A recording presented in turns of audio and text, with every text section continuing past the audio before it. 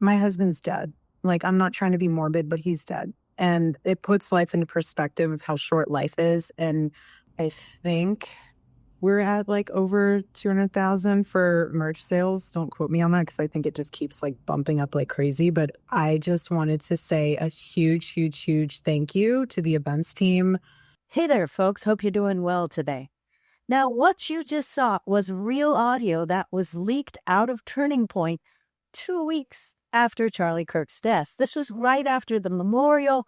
Erika Kirk is talking to her employees, and Candace Owens leaked all this audio. So we thought, what the hell, we'll just turn it into a cartoon. Now, it's important. We did take that audio slightly out of context.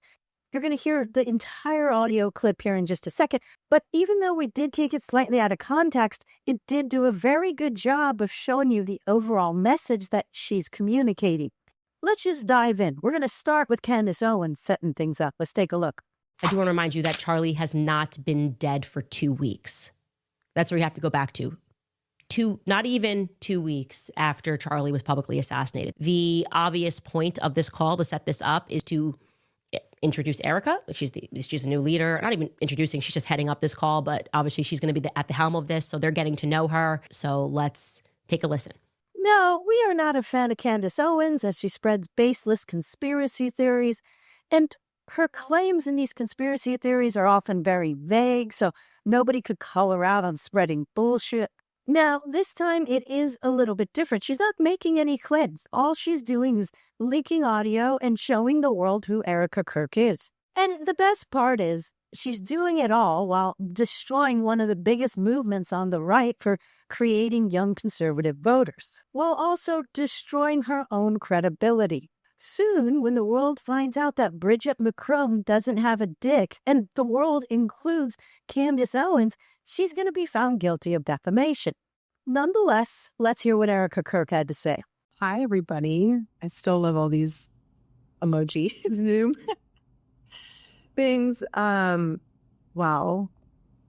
I don't even know where to begin. The fact that we were able to pull off an event of a century, like, it's just insane.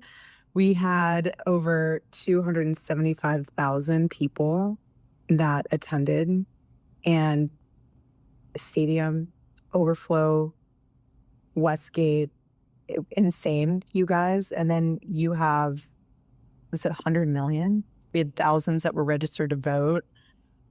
I think we're at like over 200,000 for merch sales. Don't quote me on that because I think it just keeps like bumping up like crazy. But I just wanted to say a huge, huge, huge thank you to the events team, the development team, the graphic design team, the production team. It's just phenomenal. Their incredible work of leading into the memorial.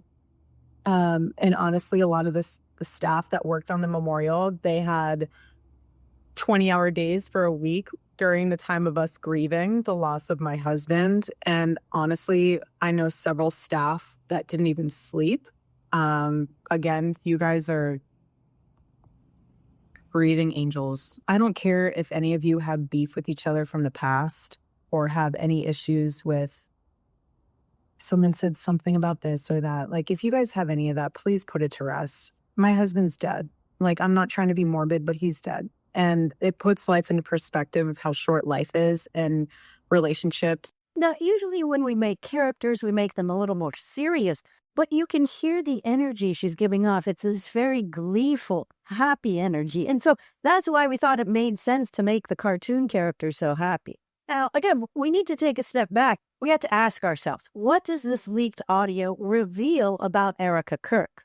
After watching this, can we say, well, it looks like his murder is a strange conspiracy theory and somehow she was involved? Not necessarily. But can we make the claim that she cares more about money than the father of her own children? That she's investing emotion more in the joy of the money that was made at his funeral rather than investing the energy in mourning his loss, in mourning the loss for her children? Really, this all goes to this question of what is the legacy that Charlie Kirk is leaving behind? A former partner in the content creative space, spreading nonstop conspiracy theories about him, while actually destroying the multi-million-dollar political movement he built. A widow that cares more about money than the father of her children being there in their lives. Nonetheless, let's see what Candace Owens has to say about this. It is the general tone that is off-putting. It's the laughter that is off-putting. It's, again, we are not even 2 weeks after watching your husband be assassinated. We're talking about numbers and metrics that have been hit. And my husband's dead, not to be morbid. That is a sentence that and this was not my husband, and I had no sort of the type of relationship that she had with him, that I was able to utter. Least of all, I mean, that's moving pretty quickly to the acceptance phase. Now, we know everybody grieves differently. In my imagination, I just thought she would be more upset. Okay, so an interesting response from Candace, and it feels like she's scaling things back. She did not make any conspiratorial claims there. And it's common when you're going through a defamation case to get orders from a judge either to scale things back or even for your lawyers to say, hey, you gotta chill. And also, she no-showed on Monday, so another indicator, maybe she had court, maybe she was receiving orders to shut up about something, who knows. Okay, so we just heard her talking about how all of her employees work 20-hour workdays to make all this happen. In the next clip, we're going to hear her recommending that if they need time off, to take the paid leave they earned, that there's no free days off. If you do need additional time off, please talk to your director about using paid time off for that. And again, it's not easy, but again, grief is hard. Otherwise, honestly, turning point, you always say turning point action. Full steam ahead, you guys. Charlie would want us to get back to work, and that's what we're doing. And that's what we did with the memorial. And I'm so honored and proud of each and every one of you, because that's what we're going to do in his honor and in his name. We have so much to do, which is exciting. Charlie in heaven is like, you guys thought you had a busy schedule, then just you wait. We have 300,000 new donors. That is a blessing in itself. Again, not normal. All God. I think we have 50,000 plus hat orders to fulfill. It's weird to say I'm excited. I really hesitate saying that. It's really hard for me to say that. It's a really weird thing to say, but I think it comes from a space of peace, knowing that God's using this and we're humbly witnessing the gospel in real time. Okay, so a few different things to take away from these clips. When you look at what Erika was most excited about in these clips, it really looks like it's all about the money that was generated. She's talking about merch sales and hat sales. She briefly touches on the amount of new voters registered. But then, again, when she's making her arguments, it's the number of donors, the number of people giving money. And so as an employee of Turning Point, where you thought you were working for a movement, an idea, elevating Charlie Kirk up, when you hear the new boss and his former wife talk this way, you could see that the priorities have now changed to being all about money. And so this is when things get a little more complicated. You're now leading a large team of people. You're asking them to work extra.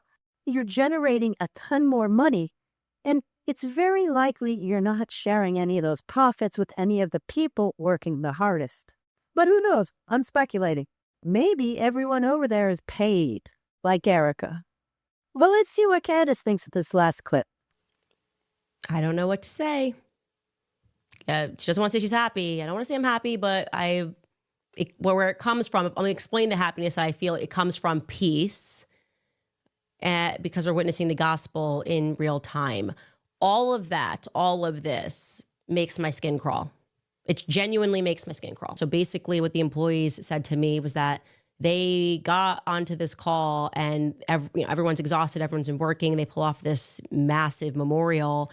And then there's kind of this approach where it's like, well, if you guys need paid time off. Like Charlie's in heaven dancing, wanting you to work harder.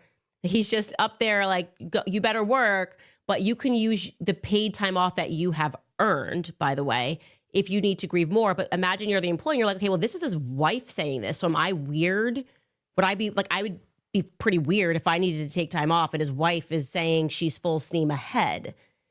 That's the mentality that they had. Like, how are we supposed, like, are we weird for wanting to grieve? Is that not the vibe? How can we take paid time off when Erika, his wife, is saying full steam ahead? Okay, so we see that the Christ is King girl is complaining about Erika weaponizing religious ideas, something Candace does very often. But in the end, this is exactly where you would expect the turning point movement to end up. Because let's stop pretending this is tragic irony. This is fulfillment. This is what happens when you build a movement that treats empathy as weakness, grief as inconvenience, and human beings as inputs. Death didn't interrupt the mission, it optimized it. A husband died, a father is gone, and within days the language snaps back to what actually matters: revenue, output, fulfillment queues, donor pipelines. God becomes a talking point. Heaven becomes a productivity slogan, and faith is weaponized to tell exhausted people that suffering is noble as long as it's profitable. And the workers, the true believers, they're stunned. Are we allowed to grieve? Only if it doesn't slow down the machine. Is it normal to feel uncomfortable? Yes, that is the sound of humanity colliding with an organization that trained you to abandon it. And none of this is hypocrisy. Hypocrisy would imply contradiction. This is consistency. This is the ideology functioning perfectly. When the movement said it valued strength over compassion, obedience over care, and money over people, it meant it. You just assumed you'd never be on the receiving side. So in the end, this isn't a tragedy that exposed the movement. It's the movement exposed by tragedy. Leopards are eating my face.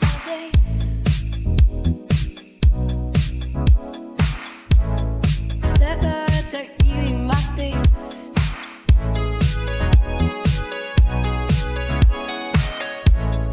Leopards are eating my face.